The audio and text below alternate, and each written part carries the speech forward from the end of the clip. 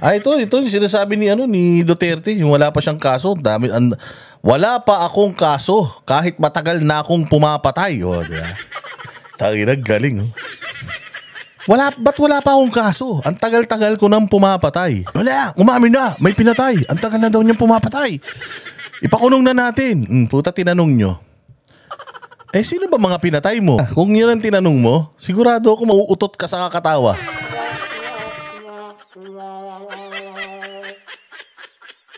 Sige, panoorin natin to. Maaari raw magamit ng Department of Justice at International Criminal Court ang pag-amin ni dating Pangulong Duterte sa pagdinig sa Senado tungkol sa war on drugs.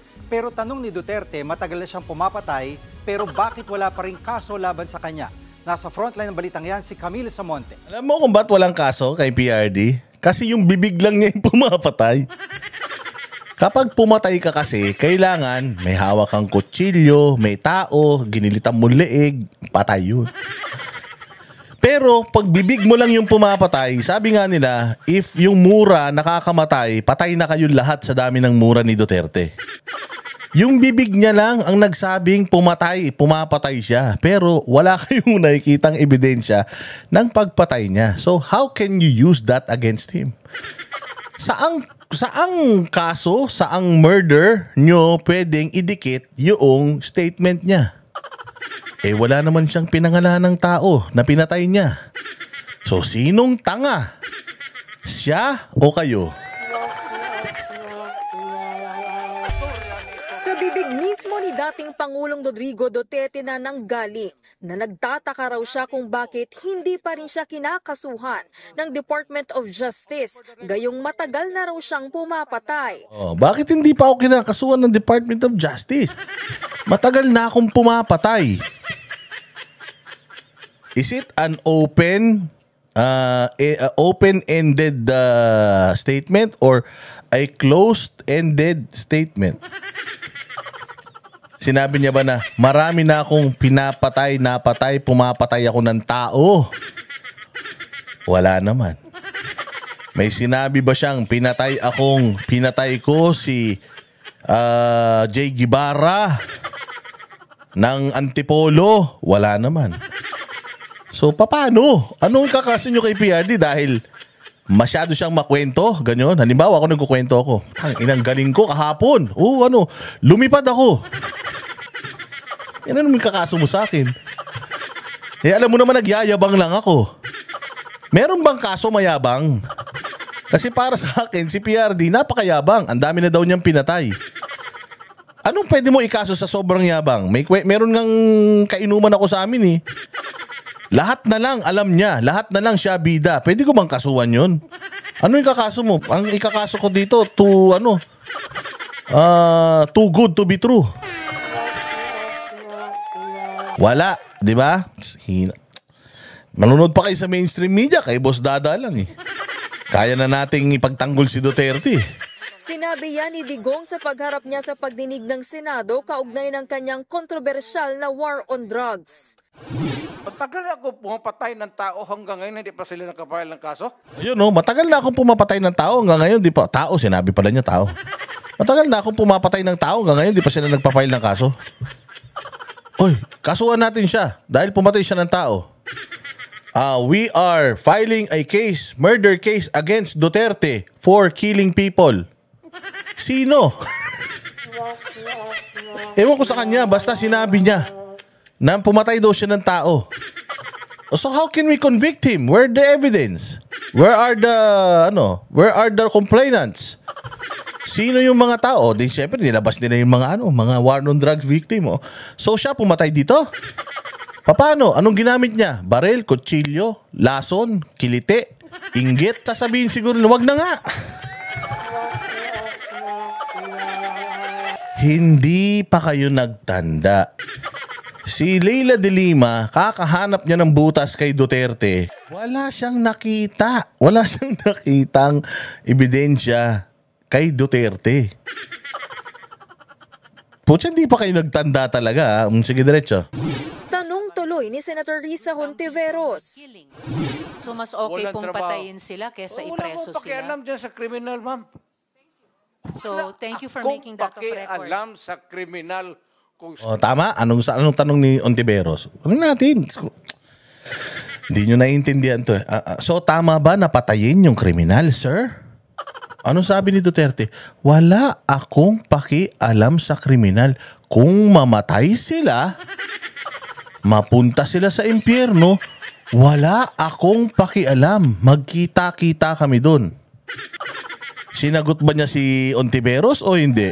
So inutos mo na patayin yung mga kriminal? Oo.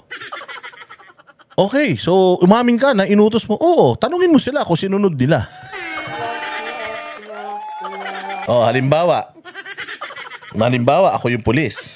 Narinig ko tong statement. Tapos sasabihin ko, Your Honor, kaya ko po pinatay yan kasi inutos ni Duterte. Inutos niya? Saan niya inutos? Harap-harapan inutos sa'yo, patayin mo? Hindi, sa speech niya. Paano ko papanagutin si Duterte nun? Paano ko ikukulong si Duterte? Positive ako sa parapin test. Baril ko nang galing yung bala. Tinamaan sa gitna ng mata.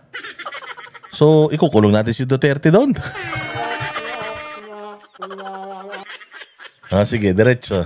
Saan silang impernong gusto nilang pumunta? Well, Mr. Chair, wala namang jurisdiction ng Senado sa impyerno. Wala talagang jurisdiction ng Senado sa impyerno, stating the obvious, ganyan pagtanga. Pero hindi mo kayang ganyan-ganyanin si Duterte. Binababoy ka. Ba't di mo mapakontempt, Risa Ontiveros? Ba't di mo mapakontempt? Bakit inahamon kayo hanggang umaga magdebate kayo? Lumayas ka. Puro ka lang halhal. Dito lang sa bansa natin pwede tayong mag-investigate. Ba't doon tayo pupunta? Well, wala po akong ambisyon pumuntang impyerno. Kung di naman covered ng Senado ang impyerno, okay lang. Doon din naman tayo lahat pupunta. Ayaw kong pumunta doon. Hindi. Hihilain kita. Nakapagsalita pa ba? Nakapagsalita. Pumalag si Risa. Bilib ako pumalag. Pero puta hindi nanalo. Maraming pumapalag pero putya kina, ang importante nanalo ba o hindi? Sinong nanalo dito sa hearing na to? Si Risa o si Duterte? Wala na si Risa. Nandiyan pa si Duterte. 79 years old. Ito na ang huli kong katanungan. Ayan na yung huli mong katanungan. Yan na yun. Ito na yun. Pucha, kita mo, ginanong-ganon si Risa. Ito na yun. Yan na yung huli mong tanong. Ang layo ng pinanggalingan ko, yan lang itatanong nyo sa akin. Hindi, wag tayong alis. Hanggang bukas, dito tayo. Tapusin natin tong problema ng bayan ngayon din. Anong ginawa ni Risa? Walk out, panis. Dumipensa naman si dating presidential spokesperson Harry Roque laban sa mga nagsasabing dapat ipakulong si Duterte. Ito ay matapos niyang akuin ang responsibilidad sa nangyari noong drug war. Ibang pulisiya doon sa pag-amin dahil ang pag-amin, ang confession ay personal, no? At hiwala yan sa policy. Si Senator Risa Hontiveros naman, nanawagan sa Department of Justice. Ayan, I hope na pupunta kawawa si Remulla. Sabi siguro ni Remulla, tong mga to, ano ba to? Si Hontiveros, ako inaasahan, sila tong maingay.